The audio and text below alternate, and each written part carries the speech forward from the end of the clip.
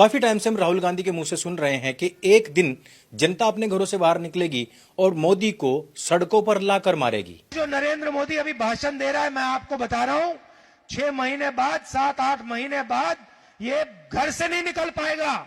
हिंदुस्तान के युवा इसको ऐसा डंडा मारेंगे, इसको समझा देंगे। ऐसा राहुल गांधी ने न पहली बार कहा न अंतिम बार कहा। राहुल गांधी भरसक प्रयास कर रहा है कि किस प्रकार से जनता सड़कों पर उतर आए और सरकार के लोगों को मार पीट करके भगाए। ऐसा पहली बार नहीं हुआ है। जिस समय पर एंटी सीए प्रोटेस्ट हुआ था, तैयारी तब भी पूरी थी, लेकिन परिणति दिल्ली के अंदर 56 लोगों की मृत्यु के रूप में उभर कर आई थी। उसके बाद में किसान आंदोलन हुआ। आक्रमण ठीक उसी प्रकार का था जिस प्रकार से बांग्लादेश में हुआ, पाकिस्तान में हुआ, श्रीलंका या फिर नेपाल में हुआ।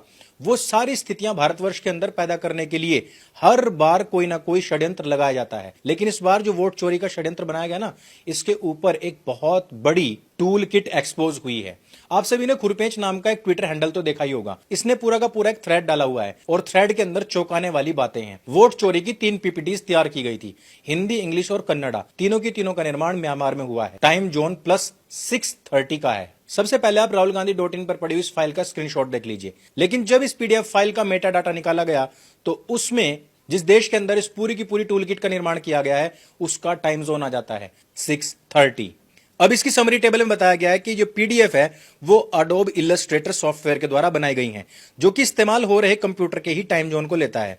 यहां पर भी आप इसको साफ प्लस 6:30 MMT देख सकते हैं। मेटा डाटा की अगली रिसर्च में इस टाइम जोन के देश का भी पता लग जाता है। आगे फिर इस पूरी की पूरी पीडीएफ को गूगल ड्राइव के लिंक के माध्यम से शेयर किया गया, जिससे कि पीडीएफ के मेटा डाटा पर कोई फर्क नहीं पड़ता, जिसको आप इस स्क्रीनशॉट में भी देख सकते हैं। कुछ लोग कहेंगे कि इसको वीपीएन के माध्यम से बनाया गया होगा और वीपीएन से लोकेशन म्यांमार की सेट कर दी गई होगी। लेकिन ऐसे मूर्खों को शायद ये नहीं पता है कि वीपीएन केवल आईपी एड्रेस चेंज करता है, सिस्टम का खुद का जो टाइम जोन होता है उसको चेंज नहीं करता। इस पर तो अभी और भी बहुत बड़े बड़े खुलासे होने वाले हैं, लेकिन पूरी टाइमिंग और वोट चोरी की बात को एक लाइन में समझ लीजिए। भारत का निर्वाचन आयोग म्यांमार, बांग्लादेश और पाकिस्तान के लोगों को ढूंढ ढूंढ कर बाहर निकाल रहा था, क्योंकि वो लोग यहां पर अपना डोमिसाइल वोटर कार्ड तक बनवाकर वोट दे रहे थे, नौकरियां प्राप्त कर रहे थे, यहां तक कि जमीनें तक खरीद चुके थे। बिहार में नेपाल, बांग्लादेश और म्यांमार से बड़ी संख्या में लोग पाए गए हैं। उन लोगों पर एक्शन लिया जा रहा है और आपको ये भी बता दें कि जांच के बाद पड़ोसी देशों से आए हुए लोगों के नामों को हटा दिया जाएगा। हमने वोट भी कास्ट किया, हमारे हर एक डॉक्यूमेंट्स यहाँ के बने, आधार कार्ड है, इलेक्शन कार्ड है। जैसे ही कांग्रेस और वामपंथी गैंग को पता लगा कि हमारा कोर वोटर तो देश से निकालकर बाहर फेंका जा रहा है, तुरंत इन्होंने वोट चोरी का शिगुफा छेड़ दिया।